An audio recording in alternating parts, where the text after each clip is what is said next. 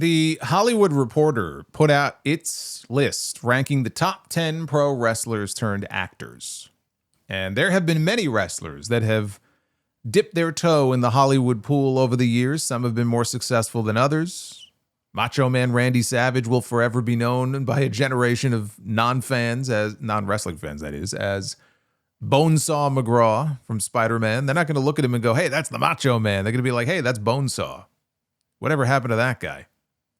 They also used his voice for an episode of Space Ghost. He played Space Ghost's grandfather. But beyond that, he did a bunch of voiceovers and that's about it. Terry Funk, he did Roadhouse and Paradise Alley. Stone Cold. He did a bunch of B movies like The Condemned and Hunt to Kill, but he also had roles in The Expendables and The Longest Yard. So did Goldberg. He was in The Longest Yard. He was in Santa's Sleigh and that one Universal Soldier movie. Chris Jericho's done some B-level horror movies. MJF right now is going around gloating about being in Happy Gilmore too. There's lots of wrestlers that have been in movies, but who are the best ones? Well, let's see what they had to say, and I'll chime in here with my own. At number 10 on the list, they have Andre the Giant. Andre literally did 2 movies in his life, and one of them, he was in a giant monster suit, and he wasn't even credited in the movie. You never saw his face, and he had no dialogue. That was in Conan the Destroyer. The role that he's most known for is one of my favorite movies of all time. I watched it many, many times when I was younger, The Princess Bride. Andre played Fezzik the Giant, and he was perfect for the role. And honestly, it's such a memorable movie, I would have him up higher on my list. I mean, they have Adam Copeland on their list at number 5. I can honestly say I have never seen a damn thing that Copeland has been in outside of wrestling. I've heard he was good on that Viking show, and he did that other show, Haven. He could be a great actor for all I know, but there isn't a single thing that he's done in his acting career that is as memorable or that people talk about like they do Andre in The Princess Bride. They have Jesse Ventura at number 9 on their list. Predator is the role he's most known for. Running Man, Demolition Man. He had a small part as a guard. Remember in Batman and Robin? He's not a great actor. I mean, a lot of these guys are not great actors, but he's not a great actor. That's as far as his acting career went, as far as movies. And again, I should point out, as we go along here, we're talking movies. We're not really talking TV shows.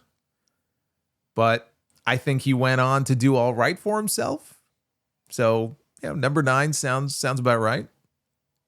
Number 8 is The Big Show, Paul White. To me, he will always be Captain Insano in The Waterboy. And Giant Santa. Can't forget Giant Santa and Jingle All the Way. Jingle All the Way is a great movie, by the way, if you've never seen it. And I just realized, Schwarzenegger, man, he has shared the screen with a lot of wrestlers, hasn't he? Man, Jesse Ventura, Big Show, Andre, Stone Cold. I remember the Big Show show. That didn't last very long, but that's TV. Then they have Hulk Hogan at number 7. And the author makes the point that without Hulk Hogan in Hollywood first, there would be no Rock or John Cena doing movies. Yes and no. If your point is that Hogan's success in wrestling paved the way for wrestling to become hot the way that it was, and that led to people like Rock and John Cena having the chance to eventually become big stars, like in wrestling, then sure, you could argue that. But the idea that Hogan dabbling in Hollywood and failing is the reason that the door got kicked open for guys like Rock and Cena, I think that's giving him too much credit. Rock was a charismatic guy. I mean, still is, but Rock's a charismatic guy, very successful in wrestling. Hollywood would have come calling for him regardless. Same with John Cena. Same with Roman Reigns right now.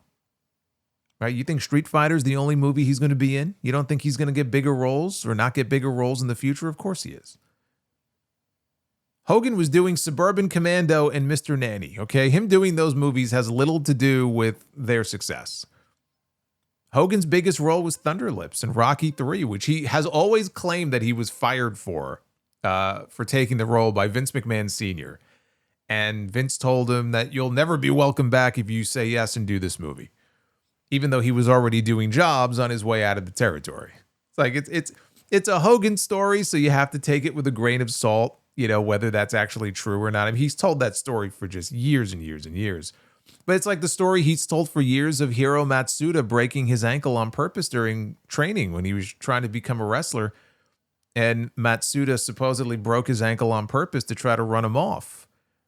But then when he healed up, right, Hogan valiantly came back. He showed up again and he proved that he was serious about wanting to be a wrestler.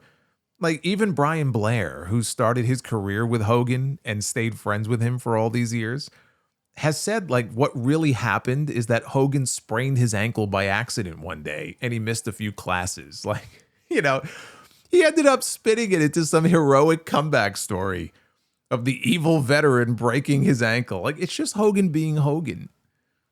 But like Andre with The Princess Bride, Hogan as Thunderlips, it wasn't just his first movie role, it was his defining movie role. Right? It was his most memorable movie role. No Holds Barred is a guilty pleasure of mine. Okay, I'm not going to sit here and tell you it's a great movie. It's not a great movie, but I own the DVD. I've watched it many times. I still enjoy the movie. Suburban Commando is another one. I can go back and enjoy that one too. And I got a kick out of his cameo in Gremlins. Gremlins 2. Remember, he was sitting in the movie theater at one point. He's in his gear. He's got the bandana on. He's got the winged eagle belt around his waist. He's eating popcorn. And the usher is like, he's got the flashlight. And he's going row by row and he's looking for someone. And he finds Hogan. And he goes over to Hogan and, I'm sorry to bother you, but like, we've got gremlins in the projection room. And then Hogan stands up and he turns and he cuts this promo on the gremlins. Like, that was great. That was a memorable moment. That was a memorable role for him. Nobody will ever mistake Hulk Hogan for being a master thespian. Him being on this list, yes, he should be on the list. They have him here. What'd they put him at? Number 7, I think? Yes, they have him at number 7. That sounds about right. I would not have him in the top 5. Kevin Nash is number 6. I mean, you talk about legendary roles. Come on now. Super Shredder. In Teenage Mutant Ninja Turtles 2, The Secret of the Ooze. Unless you grew up during that time, you have no idea how big of a deal Super Shredder was. Like in the movie, he's on screen for 90 seconds and he ends up committing suicide. But he brings that wooden dock down on the turtles and he ends up killing himself. Like, they're turtles, dude. What did you think was going to happen? But he was the Russian in that Punisher movie with Thomas Jane. He was in The Longest Yard.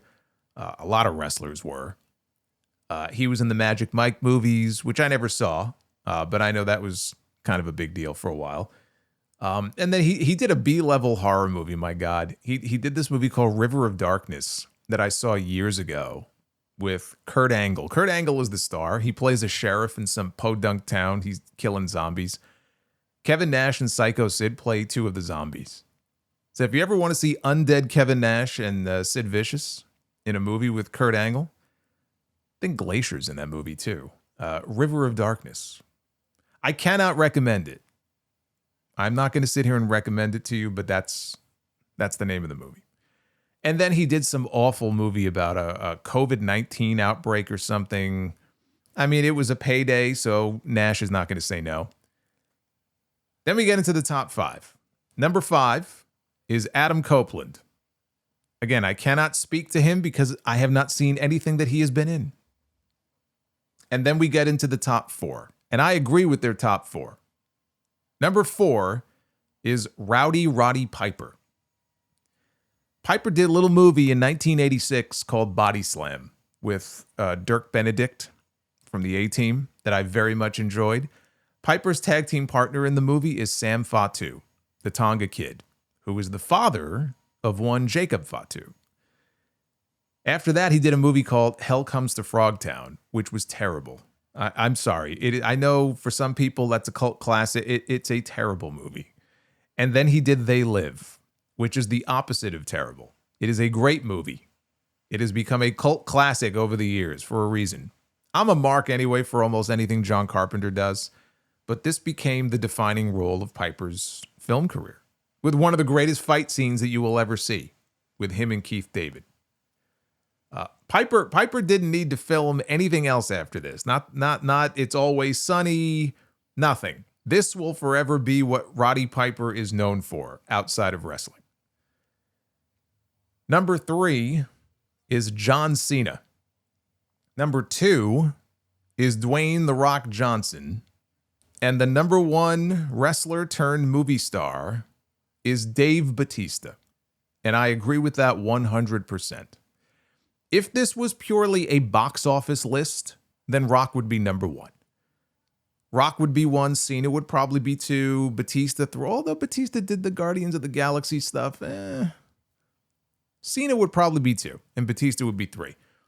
So if you're going purely based on box office receipts, then the top 3 would look a little bit different.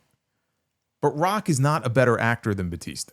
John Cena is not a better actor than Bautista. Bautista has shown more acting range than either one of them. More so than Rock, who plays the same character in almost everything he's in.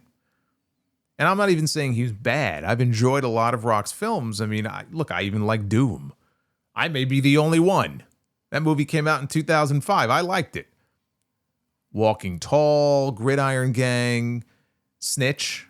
That doesn't get talked about. Snitch was a good movie. But those were before he really blew up and started doing these big budget blockbusters. But you watch Bautista in a movie like House of the Rising Sun, and then you watch him as Drax in Guardians of the Galaxy, and then you go watch him in Bushwick, and then go watch him in a comedy like Stuber. I went to the theater to see that. And then go watch him in a movie like Knock at the Cabin, which was that M. Night Shyamalan movie. These are all very different roles. And by the way, he was the best part of that Knock at the Cabin movie. He played this character, Leonard. He was great. He's very versatile as an actor. I don't know if any of those 3 will ever win an Academy Award, but I could totally see Bautista doing some kind of art house type film one day, and that nets him at least a nomination. Although I will say there's chatter that Rock actually might get a nomination, an Oscar nomination for the movie that's coming out, I think in October, he did on Mark Kerr, The Smashing Machine. It's possible. It's possible he could actually get an Oscar nod for that. But I could totally see Bautista doing an art house type film and then, being nominated for an Academy Award. So I think they nailed it with the top 4. You could flip-flop Rock and Cena spots and I'd be okay with that. But Bautista is the best wrestler turned actor.